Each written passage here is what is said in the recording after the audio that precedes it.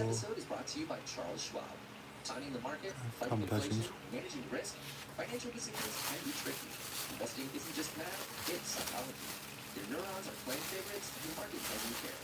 Financial Decoded, an original podcast from Charles Schwab, and 都是可可 join 粉， host Mark Rigby as he breaks down practical strategies to help overcome the 全 mental 部都 traps 是可可粉。 of your investing decisions.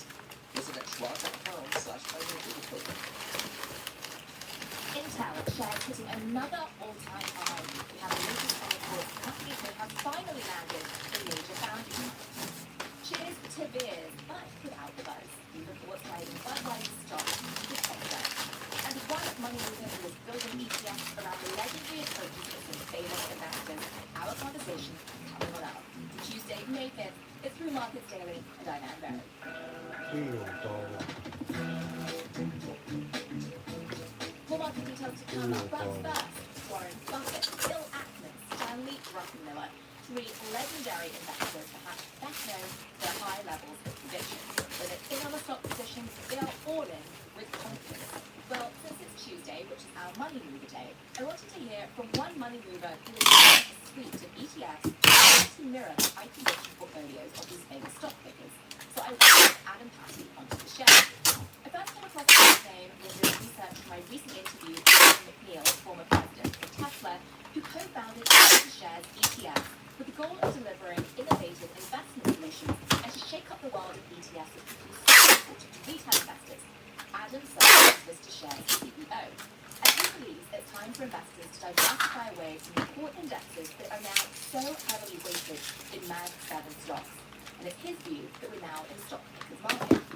We discussed the philosophy behind his funds, the role of activist shareholders in driving change, and what he learned from watching every hour of Berkshire Hathaway's first annual meeting under its new CEO. And as for his ETFs, we learned how Adam wants to show leverage the expertise of legendary investors while layering on top a strategy to generate consistent incomes from adjustments to their underlying portfolios. It's an interesting approach, one that caught our eye, and it's a great conversation coming up in just a moment. But first, this episode is brought to you by Charles Schwab. Is recency bias skewing your potential stock picks? Is attribution bias messing with your balance? Overconfidence describes our tendency to overestimate our gains. Loss aversion helps explain why losing a dollar hurts 好 more 添 than 加 gaining a 可 dollar. 可粉爆单 Financial 多， Decoder, an original podcast from Charles Schwab, explains how these cognitive and emotional 这边 biases can affect 全部都是 decisions you make about your financial life. OK， Host Mark Rigby, head of the Schwab Center for Financial Research, and 全部都是好添加可可粉哦。 insights on what you can do to help fight off these decision-making biases. 沙罗马第一天橄榄油， Follow at schwab.com/financial decoder or wherever you listen.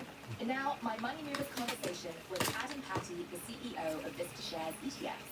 This is so timely, Adam. I caught a look at three ETFs in particular that Shares has as part of its target 15 group of ETFs. 加 And 可 here's 可 why they 粉， caught my eye. These three in particular are named after favorites.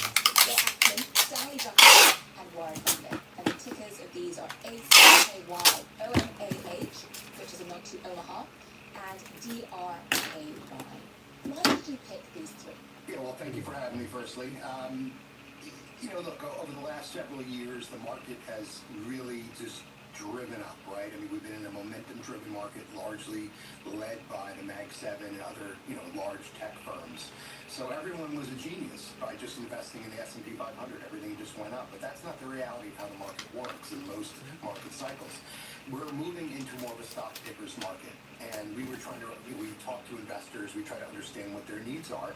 And, the indexes, they're looking to move away from the core indexes. Now, you never want to go completely away from the core indexes, but you want to diversify because they are so heavily weighted in those Mag 7 stocks. The S&P 500, for instance, is around 45% in the top 10 holdings. The Qs, I think, is around 65 or 70% at this time. So, you're really over-concentrating those names. So when we went out to the market, we said, all right, well, who are the best stock pickers in the world? And then we did an analysis to try to determine which ones we believe were best suited for kind of an asset allocation-related ETF. And what the parameters we put in place were, high conviction, and concentrated bets. Yeah. People who held their positions for a long period of time. So the first one we brought out was the Warren Buffett, of course. May age. Yes. He's the godfather. And then we moved into Bill Ackman, ACKY, Stanley Druckenmiller, as you mentioned, DRKY. And we also just launched David Tepper Fund, TPRY. And what makes them special is not only do they all hold the top picks in their equity portfolios, but then we overlay what we call our Target 15 process. It's an option to generate 15% income annually, paid monthly. So every single month, we look to pay 1.25% distributed out to the investors. So we're not looking to maximize income. We're not looking for 126 or 124. We want that 125, nice stable income that people can rely on and really build wealth over time. So let's just talk about the process a bit, if you don't mind, Adam. To your point, you could not have picked 3 more individuals better known for the level of their conviction, right? The courage of their convictions. But to the extent you're trying to get a portfolio together that replicates how they have allocated their own portfolios, there is a lag, right? We only find out through retroactive filings when what these filings are. We don't really get visibility into when a Bill Ackman or a Warren Buffett actually buys into a stock. So how do you deal with that timing difference? Great question. So these are active ETFs, active to a rules-based process. The process, to your point, is where we scrub through 13 Fs every quarter to try to determine what moves they make. But when we get wind of a move that has been made intra-quarter, so for instance, Bill Ackman came out a month or 2 ago, I forget now, that he just put Meta into his portfolio. We were able to actually execute that trade that day before the rebalance. So we can be responsive when we do get information. But even if you look at the 13F filings, there's an average of a 45-day lag, right? It's a 90-day quarter average, 45 days is half of that. But the reason why we show this is because they're not really, they are making moves, let's be clear, but they're not making rapid trading moves, they're short or long on a daily basis. They have high conviction and long holding periods, which is why they were perfect for our strategies. I'm really curious that you picked an activist, and everything the contact is for what I'm about to ask you.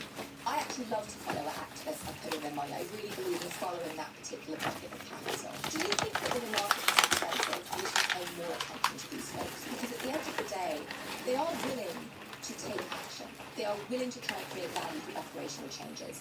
But they do get a tough rap from some corners of the market. What's your overarching view on activists in general, and then Bill Ackman specifically at Pershing?